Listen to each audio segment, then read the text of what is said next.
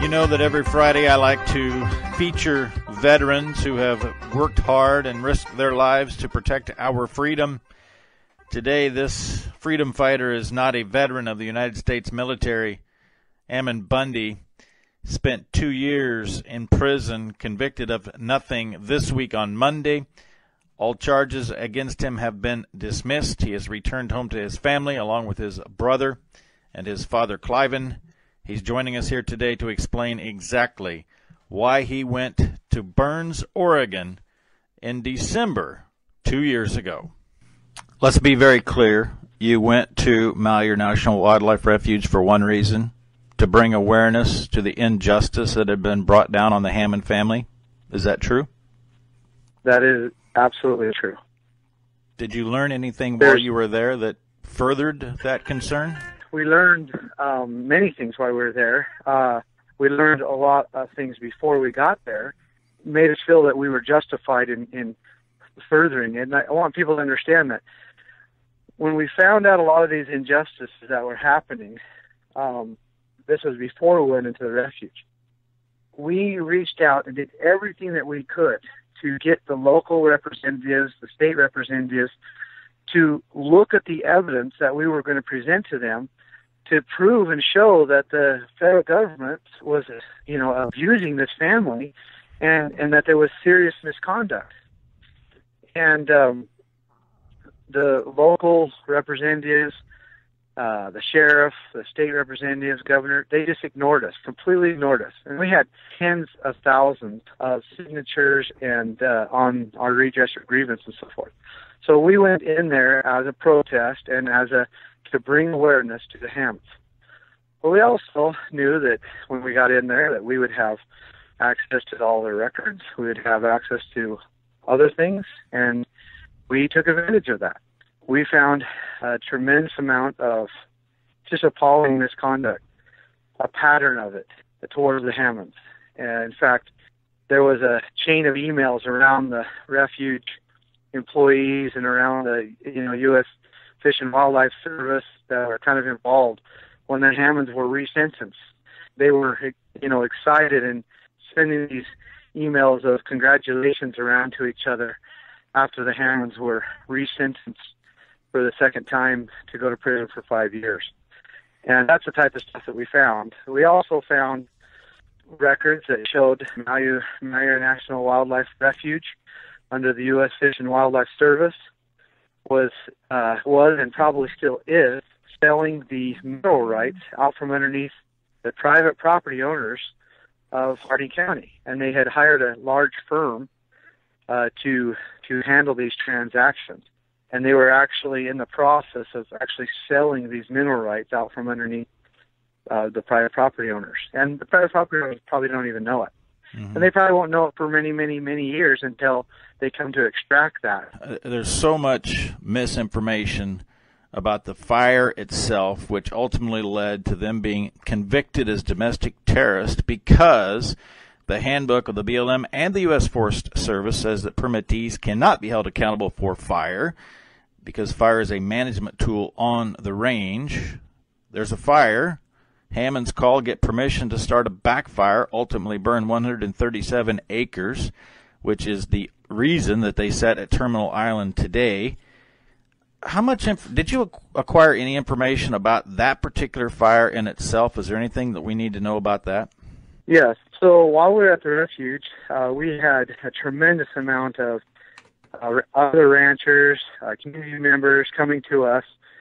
And at first they were literally just kind of sneaking in, trying to, and what I mean by that, so they could talk to us about some of the abuse that has been going on. They were afraid at first, but they felt like, I guess, they trusted us and wanted us to know and understand some of their experiences. One individual, he asked us to come to his house, and we did, and we recorded him telling us a story about how Frank Papagni, who is the assistant U.S. attorney who prosecuted the Hammonds, so he's the U.S. prosecutor, interviewed him about the fire in 2006 that was started by lightning, and then the Hammonds lit a backfire to protect their property, which is a very common thing in firefighting. And he said that, in fact, the lightning did not start the fire around the Hammonds' home ranch, that it was the BLM, because he saw them, and one other individual saw them drip torching around their property. He told the prosecutor this, Frank Papagni. Then that was the last he ever heard of him. He was never called in as a witness into their trial. He was never asked for an affidavit. Nothing. He never heard from them ever again. So I did a little digging and contacted Susie, and we ended up contacting her attorney. And as far as her attorney knew, he was never given that information. So to me, it's very impactful. One is it shows that the BLM are being vindictive in starting that fire and basically forcing the Hammonds to protect their property with a backfire. And then they were prosecuted for that. And part of that was one of the fires that they prosecuted for. And then two is Frank Papagni, the U.S. Attorney's Assistant U.S. Attorney for Oregon District, withheld exculpatory evidence. And if the jury would have had that evidence, I'm sure the outcome of the trial would have been much different. Well, I don't know that we want to go into how well Hammonds were represented, because I just cannot believe what negligence has been put forth from a legal representation. But you have to wonder, after what you've learned and been a part of in the past year with the trial in Las Vegas, Ammon, this must happen every day somewhere in what we call the judicial system. Yeah, this is how they win. They throw you into jail, keep you away from your families. They don't feed you. They don't let you go outside. They keep you locked in a box until you're about ready to, just give up on everything. And then they lie about you to the court. They withhold the evidence from you, and you don't even have the ability to defend yourself. And then in the end, they say that you had your fair day of court in the courtroom. And that's what they kept saying about the Hammonds. What is Ammon Bundy, making such a big deal? The Hammonds had their fair day of trial, and it's just an absolute,